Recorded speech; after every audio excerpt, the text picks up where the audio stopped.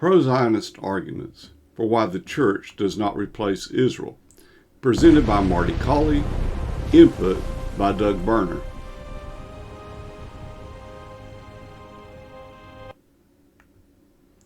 What is Christian Zionism? Christian Zionism affirms that the Jewish people still have a special role in God's plan. This includes promises related to the land of Israel. It stands in contrast to replacement theology. The church is grafted in, not a replacement for Israel. Israel's covenants are irrevocable. The Abrahamic covenant is unconditional. God alone ratified it. It cannot be annulled. The gifts and calling of God are irrevocable. Israel remains beloved for the sake of the fathers. The church is grafted in, not a replacement. Romans 11 pictures one olive tree with Abrahamic roots. Natural branches are ethnic Israel, some broken off. Wild branches are Gentile believers grafted in. Gentiles are told, do not boast against the branches, that is, do not boast against Israel, who are the natural branches. A partial hardening occurs until the fullness of the Gentiles, then all Israel will be saved. I will not return until Israel calls for me.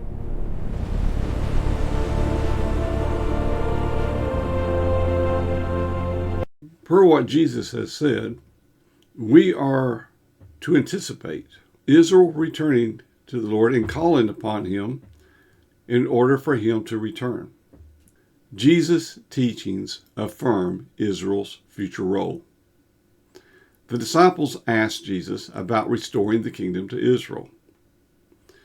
Jesus corrected the timing, not the expectation. Apostles will judge the 12 tribes of Israel. Jerusalem will not see Jesus until they welcome Him. Jerusalem will be trampled until the times of the Gentiles are fulfilled. Old Testament prophecies of restoration. The hand of the Lord was upon me in the valley of dry bones.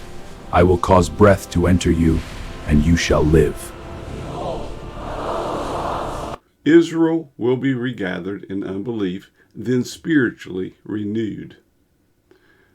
There will be a time of Jacob's trouble.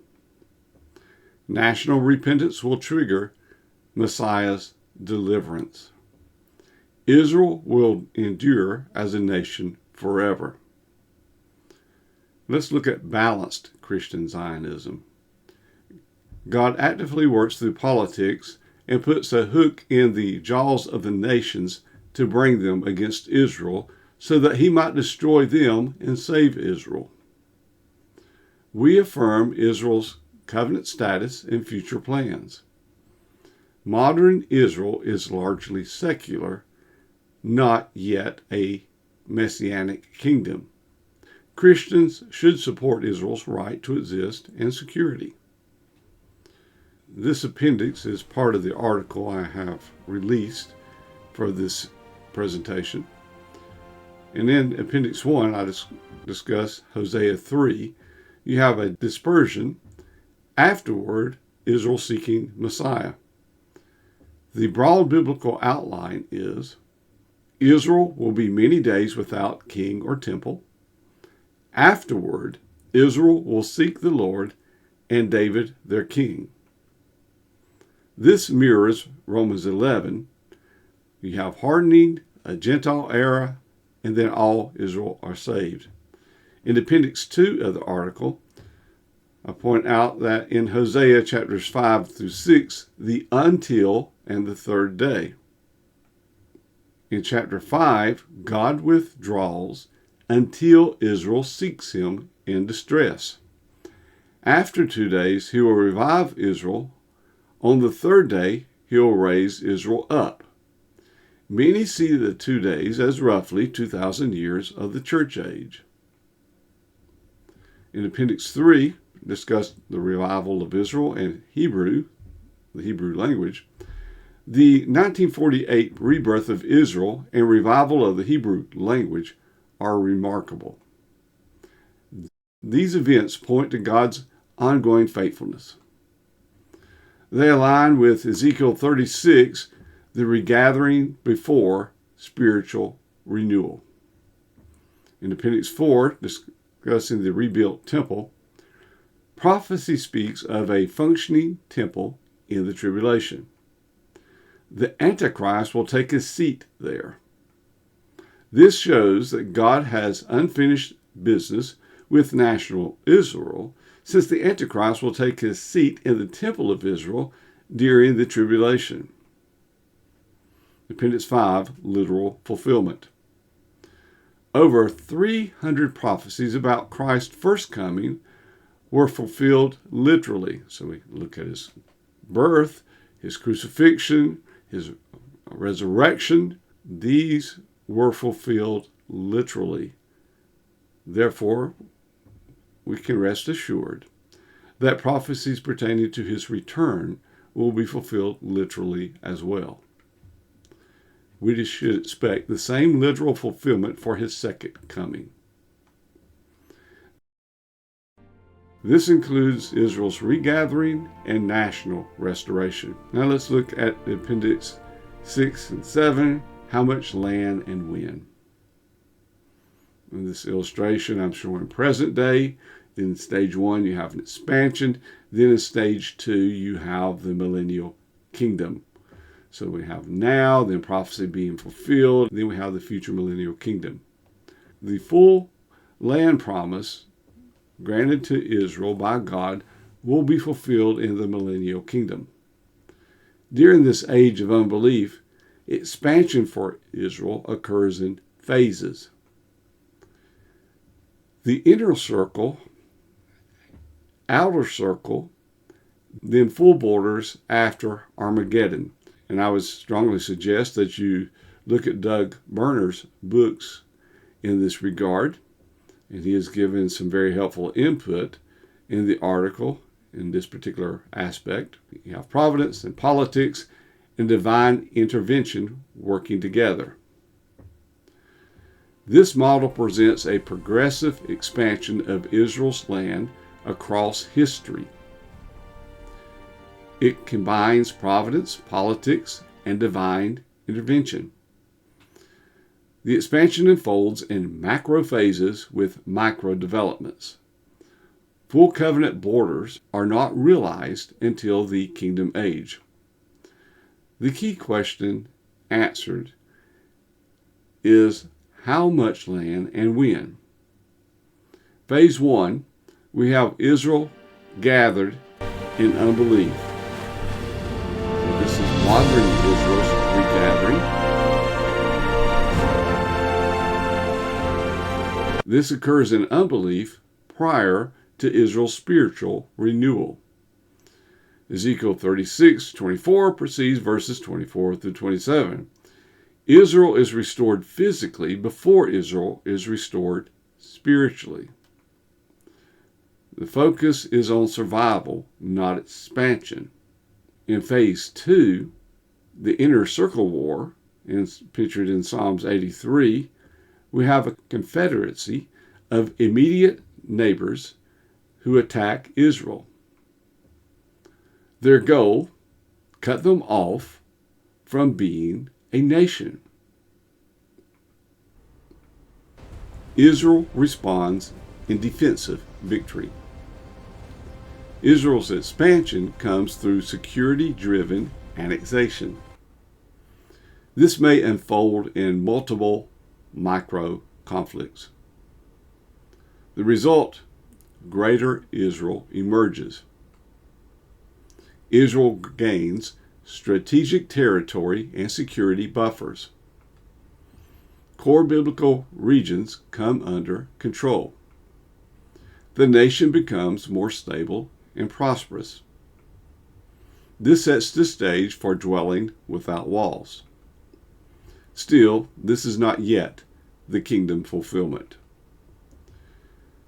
Now we reach outer circle war, depicted in Ezekiel 38 through 39.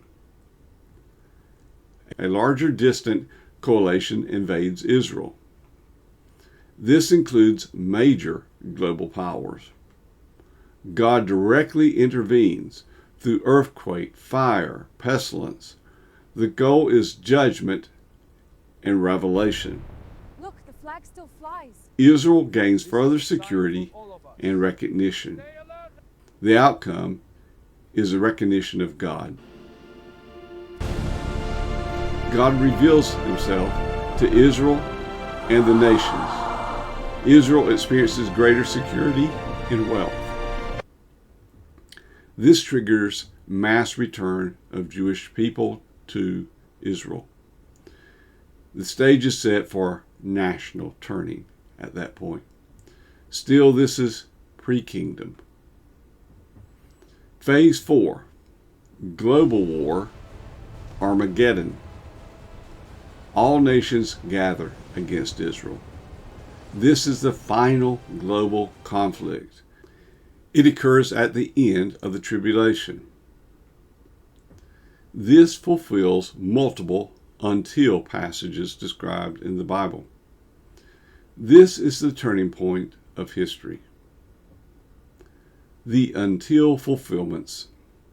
Jerusalem is trampled until the times of the Gentiles are fulfilled.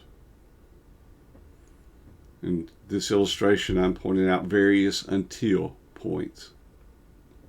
Israel is hardened until the fullness of the Gentiles. Messiah returns when Israel calls for him. Distress for Israel leads to their repentance and restoration. All the until markers resolve in this phase. Christ returns and we have full restoration. Israel turns nationally to the Messiah. Christ returns in power and glory. Enemies are defeated decisively. Israel receives full covenant land boundaries. The kingdom is established. That is the millennial kingdom. So we have a threefold pattern. And that threefold pattern is providence, long-term regathering and preservation, politics, real wars, alliances, and territorial shifts, and divine action, supernatural intervention, and judgment. These work together across all phases. History is not random, it is directed. Conclusion: alignment with God's plan. Israel's regathering is intentional and covenantal.